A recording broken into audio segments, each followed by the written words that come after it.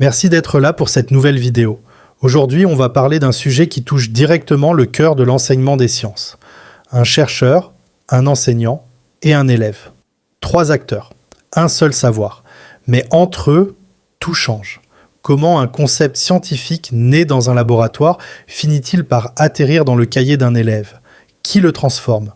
Comment? Et pourquoi? Dans cette vidéo, on va répondre à toutes ces questions en explorant 2 concepts fondamentaux de la didactique.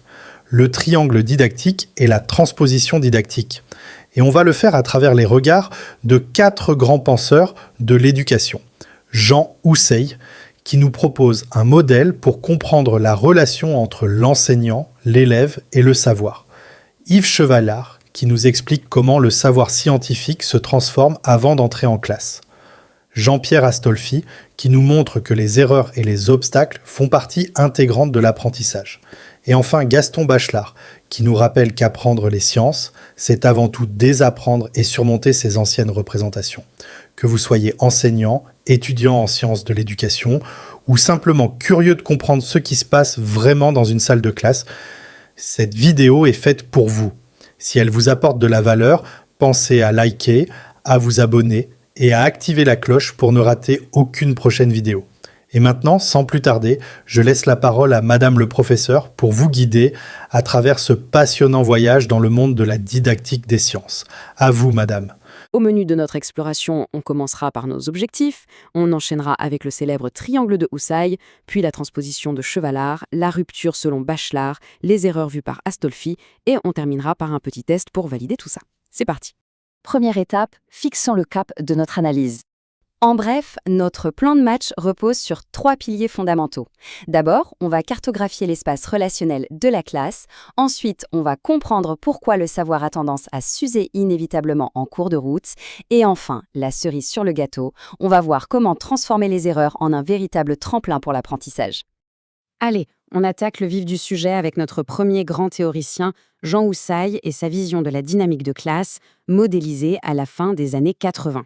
Houssaye nous dit une chose très simple, mais redoutablement efficace. L'acte d'éduquer s'organise toujours autour de 3 pôles, l'enseignant, l'apprenant et le savoir. Mais voilà le truc. Dans toute situation pédagogique, il y a une règle absolue qu'il appelle la loi du triangle.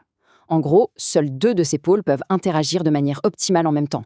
Le 3e est mis de côté, relégué à ce que Houssaye appelle, avec un certain sens du drame, la place du mort. Et devinez quoi? Si celui qui est à cette place refuse de rester passif, ça crée des étincelles. Prenons une première situation qu'on a tous connue, le fameux cours magistral. Ici, la connexion se fait presque exclusivement entre l'enseignant et le savoir. Le prof maîtrise son sujet, il l'expose, et l'apprenant dans tout ça, il est un peu transparent, sagement installé à la place du mort. C'est une relation purement didactique. Le grand risque, c'est que si l'élève en a marre de cette passivité, il va chercher à exister. Et comment? Soit en décrochant complètement, soit en chahutant. À l'inverse total, on a la pédagogie active. Là, c'est l'axe entre l'apprenant et le savoir qui prend le dessus. L'étudiant est censé découvrir, manipuler, interagir directement avec les ressources.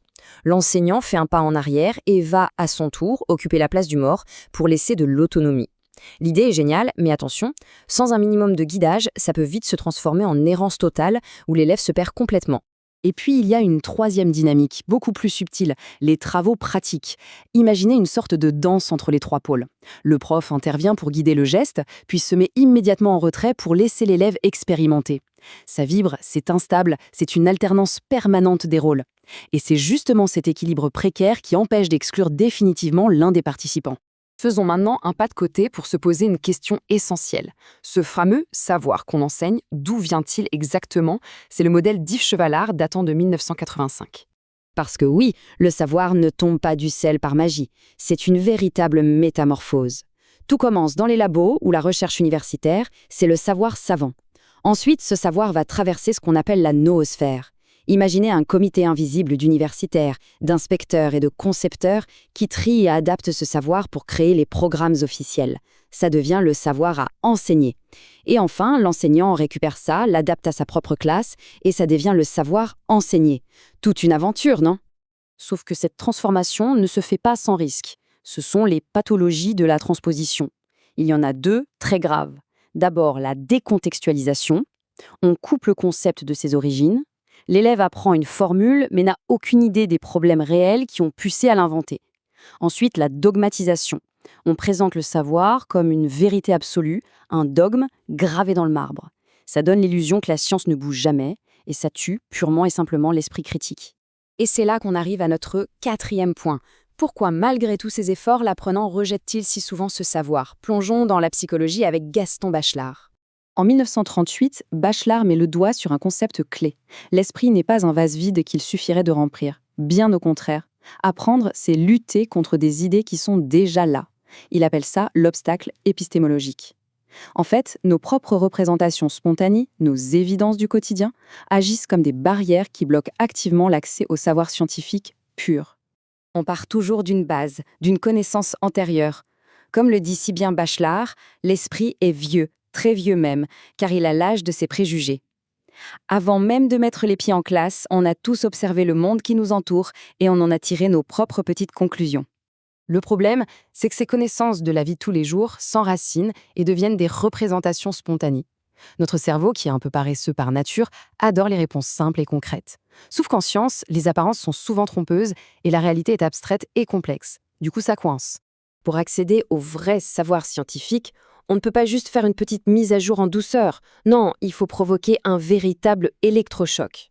Une rupture cognitive. C'est un processus douloureux où l'on doit accepter de déconstruire ce qu'on croyait vrai pour reconstruire de nouveaux concepts précis en totale rupture avec le sens commun. Alors, comment accompagner cet électrochoc cognitif sans perdre l'apprenant? C'est Jean-Pierre Astolfi qui nous éclaire en 1997 en bouleversant complètement notre vision de l'erreur. Astolfi opère un changement de paradigme radical. Fini de voir l'erreur comme une bêtise ou une faute morale qu'il faut sanctionner avec un gros stylo rouge. Au contraire, l'erreur devient un outil de diagnostic exceptionnel. Qu'il s'agisse d'une consigne mal comprise, d'une surcharge mentale parce qu'il y a trop d'infos d'un coup, ou d'une conception alternative bien tenace, l'erreur est la preuve vivante qu'il y a une activité intellectuelle en cours. Si on arrive à identifier précisément le type d'erreur, on comprend exactement sur quel obstacle épistémologique l'élève bute et on peut l'aider à le franchir. Et nous voilà arrivés à la fin de notre parcours analytique. Il est l'heure de vérifier si ces fameux modèles théoriques sont bien assimilés. Première petite question de diagnostic en repensant à notre triangle de Husserl. Lors d'un cours très académique, si l'apprenant refuse de subir passivement la fameuse place du mort, que se passe-t-il inévitablement? Vous l'avez? Eh oui, le système s'effondre. Soit l'élève déconnecte totalement en silence, soit il décide d'exister à tout prix et ça finit en chahut. Deuxième question, côté ingénierie du savoir avec Chevalard. Comment s'appelle cette sphère invisible, ce fameux groupe d'acteurs qui filtre le savoir des chercheurs pour le transformer en programme scolaire officiel? C'est la noosphère, un maillon absolument indispensable pour relier le monde de la recherche académique à la réalité de la société. Et enfin, troisième question pour tester nos acquis en psychologie cognitive avec Bachelard. Quel est ce nom si spécifique donné à cette barrière mentale, forgée par nos expériences passées, qui nous empêche d'intégrer un nouveau concept scientifique? Exactement, c'est l'obstacle épistémologique. Pour conclure, on voit bien que l'expertise d'un enseignant repose sur un trépied fascinant. C'est jongler avec l'équilibre précaire du triangle de Husserl, c'est faire preuve d'une vigilance absolue face aux dérives du savoir avec Chevalard, et c'est recycler les erreurs, comme le suggère Astolfi, pour en faire des outils de progression. Alors, après tout ça, une ultime question se pose. L'acte d'enseigner, n'est-ce pas tout simplement l'art subtil de provoquer et d'accompagner des ruptures cognitives chez les autres? C'est une belle réflexion à garder dans un coin de la tête, non? À très bientôt pour une nouvelle analyse.